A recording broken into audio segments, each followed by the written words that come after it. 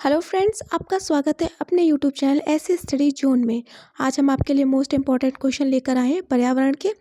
तो आप इन सभी क्वेश्चनों को देखें जो आपके एग्जाम के लिए बहुत ही ज़्यादा इम्पॉर्टेंट होने वाले हैं। तो पहला क्वेश्चन है, भारतीय राष्ट्रीय पशु कौन सा है? ठीक है, तो ये आंसर तो ये सभी जानते हैं कि जो हमारा भारत का जो राष्ट्रीय पशु है वो है बाघ। इसका जो राइट आंसर होगा वो होगा सी। तो बाघ को हम एक प्रजाति है जिसे हम रॉयल बंगाल या रॉयल टाइगर के नाम से भी जानते हैं। सागरीय खरपतवार किसका महत्वपूर्ण स्रोत है? तो जो इस पूछा गया है कि सागरीय खरपतवार किसका महत्वपूर्ण स्रोत है, तो वो स्रोत होता है आयोडीन का। ठीक है, तो खरपतवार का जो आयोडीन महत्वपूर्ण स्रोत इसलिए भी होता है क्योंकि जो जल होता है वो लवण युक्त होने के कारण से जो खरपतवार है वो भी लवण युक्त हो जाते हैं, जिसमें आयोडीन भी पाई जाती है। तो इसका राइट आंसर होगा आयोडीन। भारत में प्रोजेक्ट टाइगर कार्यक्रम किस वर्ष आरंभ किया गया था? तो इसका सही आंसर होगा वो होगा 1973 में। इसका जो राइट आंसर होगा डी, 1973 में। तो टाइगर थे ना, उनकी जो संख्या कम होने लगी थी, तो उनके संरक्षण के लिए भारत सरकार ने वन पर्यावरण विभाग द्वारा 1973 में इस प्रोजेक्ट टाइगर की शुरुआत की थी। तो नेक्स्ट क्वेश्चन की तरफ चलते हैं। निम्नलिखित में से किस वर्ग में प्रोटीन की प्रचुरता होती है? तो जो इन सभी में किस में सबसे ज़्यादा प्रोटीन पाया जाता है? तो जो इसका राइट आंसर होगा वो होगा सी, सोयाबीन, चना और मक्का। ये मुख्य स्रोत माने जाते हैं प्रोटीन के। और जो प्रोटीन की कमी से रोग कौन सा होता है? तो प्रोटीन कमी से सूखा रोग होता है। ठीक है, एक नक्षत्र का रंग निर्भर करता है, तो एक नक्षत्र का रंग होता है वो किस पर निर्भर करता है? तो वो किस पर निर्भर करता है? तो इसका जो राइट आंसर होगा वो पृष्ठीय ताप पर। ठीक है, पृष्ठीय ताप में नीला रंग सर्वाधिक ताप की इंगित करता है, जबकि पीला रंग सबसे कम ताप का होता है। ठीक है, तो जो इसका राइट आंसर होगा वो होगा पृष्ठीय ताप। वनों के महत्व, नेक्स्ट क्वेश्चन है, वनों के महत्व का कारण है। तो वो इसका राइट आंसर होगा ए, ग्रीन गोल्ड। ठीक है, इसका राइट आंसर होगा ए। नेक्स्ट क्वेश्चन की तरफ बढ़ते हैं हम लोग। नेक्स्ट क्वेश्चन देखते हैं, पृथ्वी का अपमार्जक कौन होता है? तो इसका जो राइट आंसर होगा वो होगा जीवाणु और कवक। तो जीवाणु और जो कवक होते हैं ना, वो अपने आसपास के जो आवासीय होता है, जो क्षेत्र होता है उनका, वहाँ पर मृत जैविक पदार्थ खाकर अपना जीवन निर्वाह करते हैं। तो जो इसका राइट आंसर होगा जीवाणु और कवक। पृथ्वी का अपमार्जक कौन होता है? ठीक है, कथक किस क्षेत्र का राष्ट्रीय नृत्य है? तो जो कथक है वो किस क्षेत्र का राष्ट्रीय नृत्य है? तो इसका जो राइट आंसर होगा वो होगा उत्तर भारत का ये राष्ट्रीय नृत्य होता है। ये नृत्य जो होता है वो भाव प्रधान होता है। ठीक है, इसके अभिनय द्वारा हम कथनांक की प्रस्तुतिकरण करते हैं, कथनांक को प्रस्तुत करते हैं। ठीक है, निम्नलिखित में से रबी की फसल कौन सी है? तो इसमें पूछा गया कि रबी की फसल कौन सी है? तो इसका जो राइट आंसर होगा वो होगा बी। बी है वो चना जो है वो रबी की फसल है। ये अक्टूबर और नवंबर जो शीत ऋतु होती है ना, उसमें बोई जाने वाली फसल होती है, उसको हम रबी की फसल कहते हैं। ठीक है, तो इन रबी की फसल में मुख्यतः कौन कौन सी फसलें आती हैं? गेहूँ हुआ, जौ हुआ, चना हुआ, सरसों हुआ, मटर हुआ, आलू हुआ आदि। ये प्रमुख जो फसलें होती हैं वो अक्टूबर नवंबर मतलब शीत ऋतु में बोई जाने वाली फसलें होती हैं, और इन्हें हम रबी की फसल भी कहते हैं। तो इसका राइट आंसर होगा चना, बी। ठीक है, नेक्स्ट क्वेश्चन देखते हैं, पोलियो का कारण होता है। तो जो पोलियो का कारण होता है वो क्या होता है? तो वो पोलियो का जो कारण होता है वो होता है विषाणु। ठीक है, विषाणु। इसका जो राइट आंसर होगा वो होगा बी, विषाणु। पोलियो के वायरस जो होते हैं भोजन पानी के साथ साथ शरीर में प्रवेश करते हैं और तंत्रिका तंत्र को क्षतिग्रस्त कर देते हैं। तो जैसे मांसपेशियाँ होती है उसमें अवरोध उत्पन्न हो जाता है। ठीक है, जिसके कारण से हमें पोलियो होता है, और ये किस कारण से होता है? विषाणु के कारण से होता है। पर्यावरण दिवस किस दिन मनाया जाता है? ये तो हम बहुत बार क्वेश्चन पढ़ चुके हैं।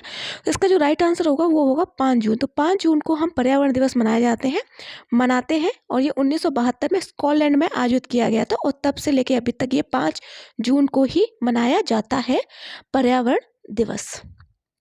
ठीक है, नेक्स्ट क्वेश्चन देखते हैं, पौधों में प्रकाश संश्लेषण की क्रिया किस रंग से सबसे अधिक होती है?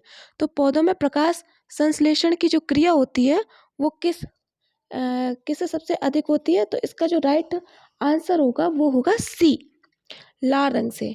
पौधों में जो लाल रंग की उपस्थिति का प्रकाश संश्लेषण किया गया सबसे तीव्र गति से होती है, और नीले रंग और लाल रंग में कुछ कम तथा हरे और बैंगनी किरणों में क्रिया सबसे कम होती है। ठीक है, तो जो इसका राइट आंसर होगा वो होगा लाल।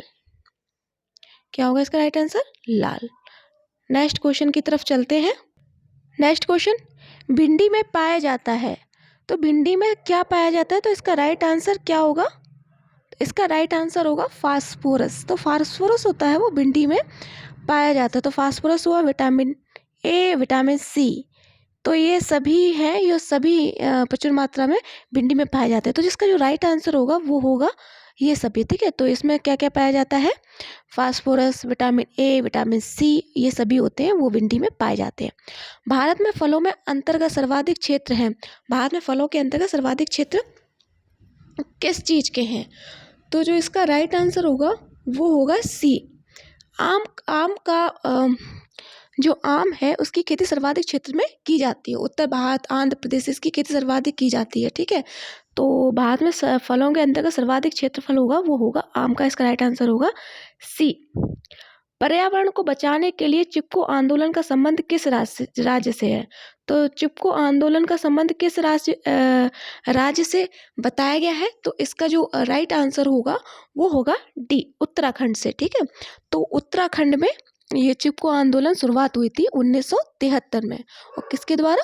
सुंदरलाल बहुगुणा के द्वारा। ठीक है, और चांडी प्रसाद भट्ट के द्वारा भी की गई थी। तो वृक्ष के जो काटने के विरोध का इस आंदोलन को चलाया गया था। किसके विरोध में? वृक्ष को काटने के विरोध में इस आंदोलन को चलाया गया था, चिपको आंदोलन। और कहाँ? उत्तराखंड में। नेक्स्ट क्वेश्चन देखते हैं, निम्नलिखित में से जैविक घटक है। तो निम्नलिखित में से जैविक घटक कौन से हैं? कौन से हुए? इसका राइट आंसर होगा पादप होता है, वो जैविक घटक होता है, क्योंकि इसमें जो जीवन तथा उत्पादन की क्षमता होती है, जल, वायु, मृदा, अजैव घटक के अंतर्गत ये सब पाए जाते हैं। ठीक है, तो इसका जो निम्नलिखित में से जैविक घटक कौन सा हुआ वो है पादप। निम्नलिखित में से किस से कुनाइन नामक दवा प्राप्त होती है? तो जो कुनाइन नामक की जो दवा होती है वो किससे प्राप्त होती है? तो जो इसका राइट आंसर होगा वो होगा बी, सिनकोना प्लांट से। किससे प्राप्त होती है कुनाइन की दवा? सिनकोना प्लांट से। ठीक है, तो कुनाइन की दवा का प्रयोग मलेरिया की जो उपचार होता है ना उसमें किया जाता है। सामान्य रूप से ये वर्ष भर जो इसके जो प्लांट होते हैं वो हरे भरे रहते हैं। ठीक है, तो जो इसका जो दवा बनाई जाती है वो कौन से प्लांट से? सिनकोना प्लांट से। ठीक है, 71% पृथ्वी का तल ढका हुआ है। तो 71% पृथ्वी का तल किससे ढका हुआ है? तो इसका जो राइट आंसर होगा वो होगा सी, जल से। तो इसका जो 71% भाग है वो जल से घिरा हुआ है, और 29% भाग स्थल से ढका हुआ है। ठीक है, तो इसका राइट आंसर होगा वो होगा सी, जल से। नेक्स्ट क्वेश्चन की तरफ चलते। नेक्स्ट क्वेश्चन देखते हैं, विश्व में जल संकट का प्रमुख कारण क्या है? तो इसका जो जल संकट का प्रमुख कारण क्या हो सकता है? नगरीकरण, औद्योगिकरण, विश्व के तापमान में वृद्धि और अम्ल वर्षा। तो जो जल का प्रमुख कारण होता है वो होता है, जो इसका जो राइट आंसर होगा वो होगा ए, नगरीकरण। तो नगरीकरण क्यों है? क्योंकि नगरीकरण में बढ़ने के साथ जल प्रदूषण बढ़ता है। नगरीकरण जब बढ़ता है, नगर बढ़ता है, तो जल प्रदूषण बढ़ता है, और इसे पीने योग्य पानी की कमी होती जा रही है। ठीक है, तो जिसका जो राइट आंसर होगा वो होगा ए, नगरीकरण। ठीक है, नेक्स्ट क्वेश्चन की तरफ चलते हैं। नेक्स्ट क्वेश्चन देखते हैं, राष्ट्रीय गीत की रचयिता है। तो इसमें जो क्वेश्चन पूछा गया है कि राष्ट्रीय गीत के रचयिता कौन है? तो इसका जो राइट आंसर होगा बंकिम चंद्र चट्टोपाध्याय। ठीक है, तो इसका राइट आंसर होगा ए, बंकिम चंद्र चट्टोपाध्याय। तो ये राष्ट्रीय गीत के रचयिता हुए बंकिम चंद्र चट्टोपाध्याय। ठीक है, भारत के स्वदेशी आंदोलन हुआ था ना, उस समय गीत की एकता का प्रतीक माना गया था। ठीक है, राष्ट्रीय गीत को एकता का प्रतीक भी माना गया था। भारत में प्रथम बायोगैस संयंत्र कहाँ स्थापित हुआ? तो भारत में जो प्रथम बायोगैस संयंत्र है वो कहाँ स्थापित हुआ था? वो हुआ था पिलानी में। तो इसका जो राइट आंसर होगा वो होगा पिलानी।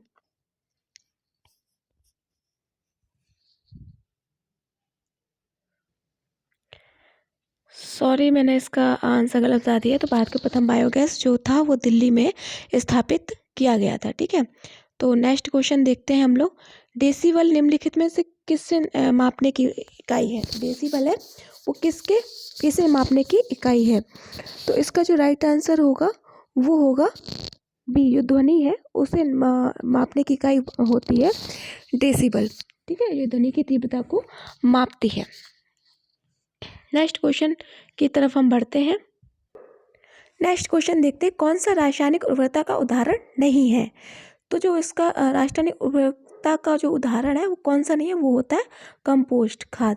ये जैव का उदाहरण होता है। ठीक है, ये जैव का उदाहरण इसलिए भी होता है क्योंकि इसमें पेड़ पौधे, मृत जीव जंतु तथा उत्सर्जित पदार्थ का उपयोग किया जाता है। और जो ये यूरिया, पोटास और फास्फेट, ये रासायनिक उर्वरता का उदाहरण होते हैं। तो किसका रासायनिक उदाहरण जो नहीं है वो है कंपोस्ट खाद। हमारे पर्यावरण में किस गैस का सबसे अधिक सांद्रण है। तो सबसे अधिक सांद्रण किसका है, नाइट्रोजन होती है, वो सबसे ज़्यादा पाई जाती है। ठीक है, जो इसका राइट आंसर होगा डी नाइट्रोजन। निम्नलिखित में से अम्ल वर्षा बृहद प्रदूषक है। तो निम्नलिखित में से अम्ल वर्षा बृहद प्रदूषक हुआ तो सल्फर डाइऑक्साइड, इसका आंसर होगा ए, सल्फर डाइऑक्साइड। ठीक है, तो सल्फर डाइऑक्साइड होती है जिसके बृहद प्रदूषण होने की वजह से, बृहद प्रदूषण फैलने की वजह से जो अम्ल की वर्षा होने लगती है, मतलब अम्ल होता है, क्या कहते हैं, तेजाब की वर्षा होने लगती है। नेक्स्ट क्वेश्चन की तरफ बढ़ते हैं। NCTE का उद्देश्य क्या होता है। तो जो इसका जो उद्देश्य होता है वो होता है शिक्षालय और शिक्षा स्तर को बनाए रखना। तो इसका बी जो आंसर होगा वो राइट होगा, शिक्षालयों में शिक्षा स्तर को बनाए रखना है। तो ठीक है, NCTE का जो उद्देश्य होता है शिक्षालयों में शिक्षा स्तर को बनाए रखना। हमारे देश में वन महोत्सव कब, किस दिवस को मनाया जाता है। तो वो मनाया जाता है 1 जुलाई को। जो इसका राइट आंसर होगा वो होगा 1 जुलाई। नेक्स्ट क्वेश्चन की तरफ चलते हैं। जल जनित रोग। तो जल जनित रोग क्या होता है, ये क्या होता है, जो जल से फैलते हैं ना, उन्हें हम कहते हैं जल जनित रोग। ठीक है, तो जो अतिसार जल के द्वारा उत्पन्न होता है, छोटी मात्रा होती हैं वो होती है विषाणु द्वारा, और अल्पता जो होता है मतलब वो लोहे की कमी की वजह से होता है। ठीक है, तो इसका जो राइट आंसर होगा वो होगा ए, अतिसार। अतिसार है वो जल में प्रदूषित होने की वजह से जल जनित रोग भी कहा जाता है, और अतिसार, जिसकी वजह से अतिसार रोग होता है। ठीक है, और जो मस्तिष्क रोग होता है ना वो किसकी वजह से होता है, वो होता है जीवाणुओं की वजह से। मस्तिष्क रोग होता है वो होता है जीवाणुओं की वजह से। ठीक है, वायु प्रदूषण का कारण है। जो नेक्स्ट क्वेश्चन है वो उसमें क्या पूछा गया कि वायु प्रदूषण का कारण क्या होता है। तो इसका जो राइट आंसर होगा वो होगा सी, धुआं की वजह से वायु प्रदूषण का कारण माना गया है, क्योंकि धुएं में अनेक प्रकार के अवांछनीय गैस होते हैं जो वायुमंडल में मिलकर प्रदूषित करते हैं। तो इसका जो राइट आंसर होगा वो होगा सी, धुएं के कारण।